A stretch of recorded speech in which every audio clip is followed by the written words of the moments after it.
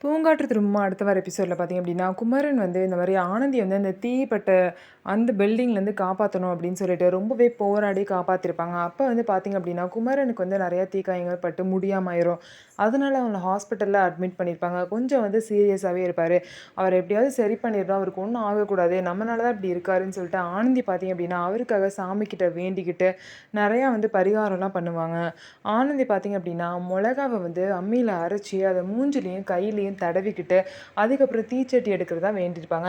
அந்த பரிகாரத்த செய்யும்போது பார்த்தீங்க அப்படின்னா, இந்த மாரி அந்த கோவில் பூசாரி வந்து ஆனந்தி கிட்ட, "என்னம்மா உன்னோட புருஷனுக்கு எதுவும் உடம்பு சரியில்லையா? அதனால தான் இந்த வேண்டுதல் சரியா?" அப்படின்னு கேட்கும்போது, "இல்ல என்னோட ஃப்ரெண்டு ஒருத்தவங்களுக்கு முடியலன்னு" சொல்லிட்டு ஆனந்தி சொல்லுவாங்க.